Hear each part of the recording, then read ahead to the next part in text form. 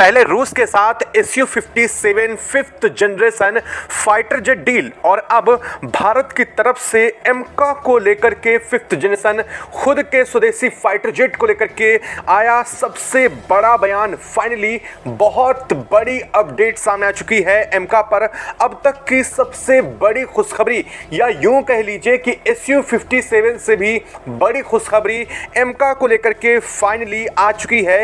यकीन मानिए अब से कुछ मिनट पहले ही रक्षा मंत्री राजनाथ सिंह ने जो ऐलान कर दिया है उसके बाद से पूरी दुनिया शॉक्ड रह गई है, क्योंकि सबको लग रहा था कि एमका 2035 से पहले नहीं बनने वाला है। लेकिन इस वक्त भारत की तरफ से ऐसा ऐलान कर दिया गया है कि साफ हो चुका है कि भारत इस पर खुफिया तरीके से काफी लंबे समय से काम कर रहा था और अब ऐसा महसूस हो रहा है कि भारत फिफ्थ जनरेशन फाइटर जेटों की झड़ी लगाने जा रहा है और अब भारत इसकी डेवलपमेंट को जो अब तक छुपा करके कर रहा था फाइनली वह दुनिया को दिखाने जा रहा है कि आखिर भारत अब वास्तव में कहां तक पहुंच चुका है। दरअसल अब एमका को लेकर के भारत खुलकर सामने आ चुका है और अब तक जो एमका प्रोजेक्ट 3 सालों से सीक्रेटली भारत की तरफ से चलाया जा रहा था, फाइनली उस एमका को लेकर के आज भारत के रक्षा मंत्री राजनाथ सिंह ने खुद अनाउंसमेंट कर दिया है। और इस अनाउंसमेंट से जहां एक तरफ पश्चिमी देश अब तक सिर्फ Su-57D को लेकर के पगलाए हुए थे, अब वही पश्चिमी देश, वही अमेरिका और यूरोपियन यूनियन एमका प्रोजेक्ट पर भारत की तरफ से फाइनली जो बड़ा अनाउंसमेंट और खुलासा किया गया है उसके बाद से बुरी तरीके से तिलमिला भी उठे हैं। दरअसल अब तक एमका को भारत पर्दे के पीछे तैयार कर रहा था, लेकिन यकीन नहीं आता। चलिए आपको मैं बताता हूं। सबसे पहले आप ये स्क्रीनशॉट देखिए जिसमें हमारे रक्षा मंत्री राजनाथ सिंह ने साफ शब्दों में ऐलान कर दिया है, जिसमें उन्होंने कहा है कि आज हमने एमका के प्रोग्राम को ना सिर्फ अप्रूवल दिया है बल्कि इसका जो एग्जीक्यूशन फेस है उसे भी यहां पर फाइनली मंजूरी दे दी गई है। इतनी बड़ी बात, इतनी बड़ी खुशखबरी क्यों है? इसका कारण यह है कि एग्जीक्यूशन फेस भारत में कहा जा रहा है कि 2028 के बाद दिया जाना था, लेकिन फाइनली एग्जीक्यूशन फेस अचानक से अभी ही शुरू कर दिया जाना, ये बहुत बड़ी बात है। लेकिन अब आप खुद सोचिए, क्या इस प्रोजेक्ट को जो अप्रूवल दिया गया है वो रातों रात तैयार कर लिया गया होगा या फिर इसके एग्जीक्यूशन फेस में जाने को लेकर के जो अब खबर सामने आ रही है वो रातों रात कर ली हो गई? जी नहीं, ऐसा नहीं है। और इसको लेकर के अब मैं आपको जो एक एक बात स्पष्ट करने जा रहा हूं वह आप समझकर खुद जान जाएंगे कि आखिर एमका प्रोजेक्ट पर भारत ने इतना सीक्रेटली काम क्यों किया है।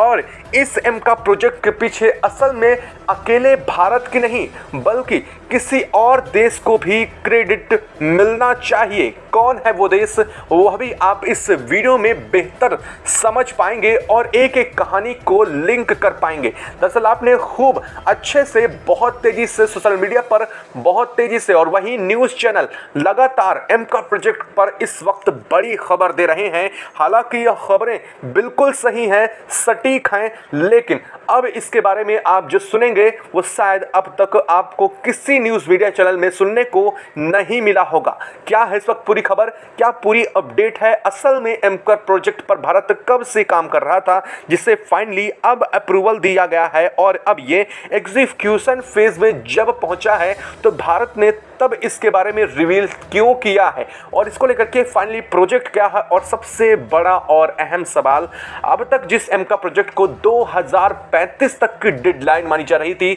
वो आखिर अब भारत में कब तक फाइनली तैयार होकर के भारत को मिलने जा रहा है, बताएंगे आपको इस वीडियो में। चैनल पर बने रहें, वीडियो को लाइक और चैनल को अगर अभी तक सब्सक्राइब नहीं किया तो सब्सक्राइब कर ले, क्योंकि आपके लिए महज 1 सेकंड का काम है लेकिन इससे हमारी काफ़ी बड़ी मदद होती है। दोस्तों एमका प्रोजेक्ट इस वक्त SU-57 के बाद पूरी तरीके से छा चुका है और एक बात भी साफ दिखाई दे रही है कि भारत ना सिर्फ SU-57 बल्कि अब 5th जनरेशन फाइटर जेट की झड़ी लगाने जा रहा है। और सबसे बड़ी बात यहाँ यूं कह सकते हैं कि SU-57 से भी बड़ी खुशखबरी एमका प्रोजेक्ट को लेकर के अब आ रही है, क्योंकि यह भारत का खुद का स्वदेशी और अपनी टेक्नोलॉजी पर डेवलप किया जाने वाला सबसे बड़ा 5th generation fighter jet project है, जिस पर फाइनली आज की अपडेट जो आई है वो ना सिर्फ पूरी दुनिया को चौंका देने वाली है, बल्कि भारत की तरफ से एमका प्रोजेक्ट को जो सीक्रेटली 3 सालों से एग्जीक्यूट किया जा रहा था, बैकग्राउंड में जो अब तक चल रहा था, वो अब सामने आ चुका है। और इसको लेकर के एग्जीक्यूशन फेज भारत में 2028 के बाद जो आना था, लेकिन अब उसे फाइनली 2025 तक ही तैयार कर लिया गया है। लेकिन अब इसे स्टार्ट भी कर रहा है भारत। दरअसल एमका का एग्जीक्यूशन फेज में जाना कितनी ह्यूमंगस बात है वो आपको अब पता लगेगा जब मैं आपको एग्जीक्यूशन फेज के स्टेप बताने जा रहा हूं। देखिए, एग्जीक्यूशन फेज में सबसे पहला स्टेप होता है प्रोटोटाइप का, यानी कि डेवलपमेंट पर एग्जीक्यूशन फेज आज जब भारत शुरू कर दिया है तो इसके प्रोटोटाइप का निर्माण शुरू कर दिया गया है। बताया जा रहा है शुरू में 5 प्रोटोटाइप एमका के तैयार किए जाने हैं। प्रोटोटाइप मैं इसलिए कह रहा हूं, दरअसल ये होंगे लड़ाकू विमान ही असल में, लेकिन इन्हें प्रोटोटाइप के लिए इसलिए कहा जाता क्योंकि इन्हें फाइनली इस्तेमाल नहीं किया जाएगा, यानी कि स्टार्टिंग में इन्हें इस्तेमाल नहीं किया जाएगा, इसलिए इनका नाम प्रोटोटाइप रखा जाता है, क्योंकि यह टेस्टिंग के लिए हैं और इसलिए इन्हें लड़ाकू विमान को इन्हें सबसे अहम नाम दिया गया है प्रोटोटाइप का। लेकिन अब आप समझिए कि शुरुआत में एमका के 5 विमान बनाने का काम अब शुरू कर चुके हैं और इसी के साथ इसकी टेस्टिंग और वैलिडेशन का काम किया जाएगा। आप बस ऐसा समझिए कि शुरुआत में 5 एमका लड़ाकू विमान बनाने का काम अब शुरू कर चुके हैं। इसी के साथ अब इसकी टेस्टिंग और वैलिडेशन का काम किया जाएगा, यानी कि प्रोटोटाइप बनते ही इनकी टेस्टिंग होगी और वैलिडेशन होगा। वैलिडेशन कंप्लीट अगर होती है तो उसके बाद मैन्युफैक्चरिंग जो स्टेप होता है मैन्युफैक्चरिंग का, वो सेटअप किया जाएगा।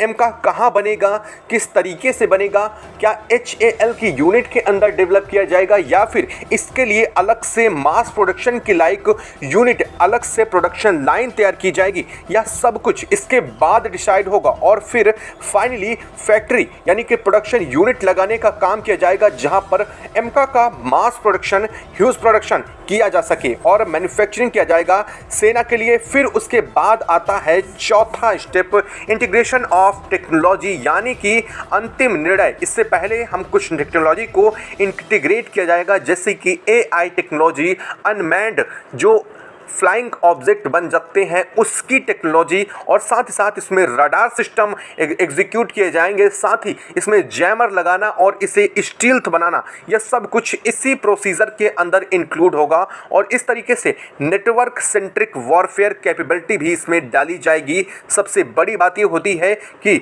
छठा स्टेप जो होता है कोलैबोरेशन और कॉन्ट्रैक्ट का आता है, यानी कि मैन्युफैक्चरिंग से पहले भारत की तमाम सरकारी कंपनियां जो हथियार बनाती हैं, इसके अलावा जो गैर सरकारी हैं, जो प्राइवेट कंपनियां हैं, उनका बहुत बड़ा कोलैबोरेशन करवाया जाएगा, जिसके बाद मिलकर के एमका की मैन्युफैक्चरिंग शुरू की जाएगी। लेकिन फिर भी मैन्युफैक्चरिंग से पहले एक सबसे बड़ा स्टेप आता है और इस स्टेप की बात हम मोस्टली नहीं करते हैं, लेकिन आज इस वीडियो में हम उस स्टेप की बात करते हैं, लेकिन जिसका नाम है बजट। जी हाँ, इसके लिए सबसे बड़ा प्रोजेक्ट आएगा बजट आवंटन का। हालांकि ऐसा नहीं है कि जब अभी इसे अनाउंस किया गया है तो अभी इसे प्रोजेक्ट को बजट की जरूरत नहीं है। दरअसल इसके लिए भी कई हजार करोड़ का बजट जारी किया जाएगा, लेकिन वो फेज सबसे आखिरी फेज में जब इसे फाइनल रेडी किया जाएगा तब इसका सबसे अहम जो बजट है वो तैयार किया जाएगा और उस बजट के तहत ही ये डिसाइड होगा कि कितने एमका फाइटर जेट तैयार किए जाएंगे और इसके बाद इसे फिर यहाँ सेना को मिल पाएगा और सेना इसे ऑर्डर प्लेस करेगी और फाइनली मैन्युफैक्चरिंग शुरू कर दी जाएगी।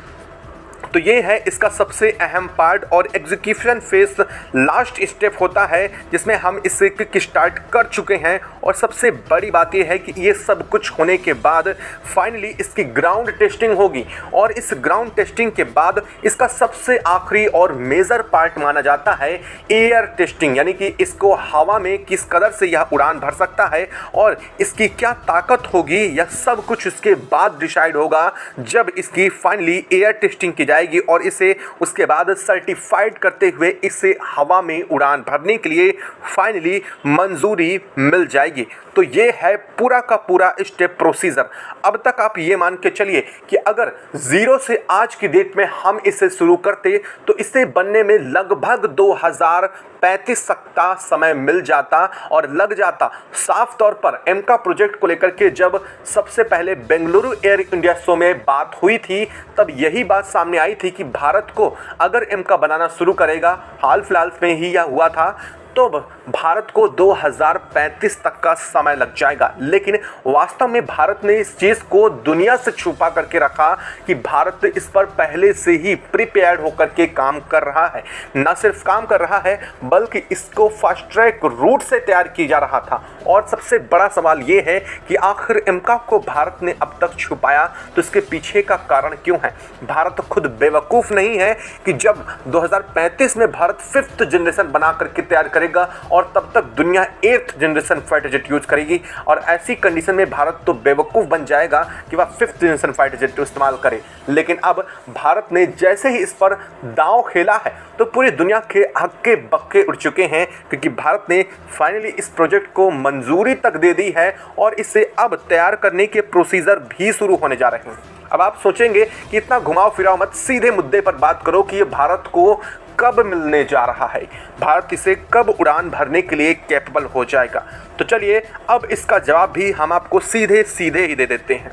आप इसकी फाइनल डेडलाइन मान कर चलिए 2028। जी हाँ, इससे ज़्यादा भारत को अब एमका बनाने में टाइम नहीं लगने वाला है।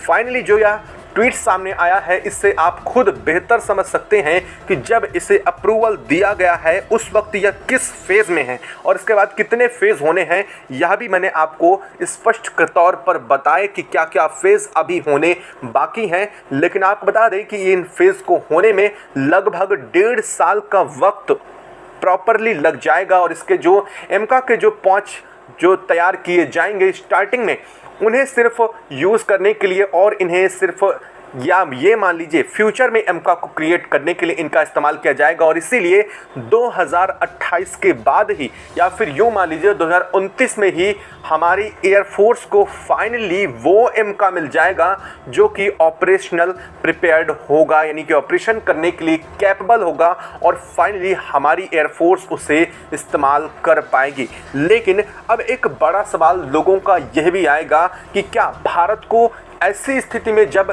हमारे एमका प्रोजेक्ट को सबसे ज़्यादा बजट की ज़रूरत पड़ने वाली है, इसमें भारत को अंधाधुंध बजट अपना झोंकना पड़ेगा, तब भारत को SU-57 लेना सही है। तो अब इसका जवाब मैं नहीं आप खुद देंगे। आप खुद एक बात बताइए कि क्या भारत को 2028 या 29 की शुरुआत तक भारत को इंतज़ार करना चाहिए एक 5th जनरेशन फाइटर जेट के लिए? क्या भारत को आज की डेट में 5th जनरेशन फाइटर जेट की ज़रूरत नहीं है? और इसी ज़रूरत के अकॉर्डिंग भारत ने SU-57 डील को किया है। यह बात कहीं से भी गलत नहीं है। अब आप खुद समझिए कि 3 साल का एक लंबा वक्त पड़ा है, लेकिन तब तक के इस गैप को यूं ही नहीं छोड़ा जा सकता है जब चीन जैसा देश 6th जनरेशन फाइटर जेट की तैयारी कर रहा हो और वो हमारा सबसे बड़ा प्रतिद्वंदी भी हो। और इसीलिए भारत ने यह सबसे बड़ी डील की। लेकिन ज़रा ठहरिए, हमने शुरुआत में एक देश की बात की थी जो इस एमका प्रोजेक्ट के पीछे साइलेंटली काम कर रहा है और इस देश का नाम है रूस। जी हाँ, रूस आज से नहीं बल्कि भारत के साथ कई सालों से एमका प्रोजेक्ट पर बातचीत कर रहा था। ना सिर्फ बातचीत बल्कि कई टेक्नोलॉजी को लेकर के भी भारत ने रूस की मदद ली है। लेकिन अब ये मत कह दीजिएगा कि एमका प्रोजेक्ट को भारत ने रूस के साथ मिलकर के बनाया है। दरअसल रूस ने पेशकश ज़रूर की थी, लेकिन भारत ने कुछ चीज़ों, कुछ टेक्नोलॉजी को सिर्फ लेकर के भारत ने एमका प्रोजेक्ट अपने दम पर बनाने का काम शुरू किया है। और आज जिस कंडीशन तक एमका पहुंच पाया है वो भी भारत के खुद के वैज्ञानिकों की देन है। आप ये कैसे सोच सकते हैं कि भारत जैसा देश, जब भारत के पास इतनी बड़ी मेजर कमी है तो हमारे एरोनॉटिकल्स इंजीनियर हाथ पर हाथ धरे बैठे रहेंगे। यह खबर आपको कैसी लगी कमेंट बॉक्स में लिख करके ज़रूर बताइएगा। साथ ही साथ वीडियो को लाइक और चैनल को अगर अभी तक आपने सब्सक्राइब नहीं किया है तो चैनल को सब्सक्राइब ज़रूर कर लीजिएगा। और आप एमका प्रोजेक्ट को लेकर के क्या सोचते हैं वो भी कमेंट बॉक्स में ज़रूर लिखिएगा। जय हिंद दोस्तों।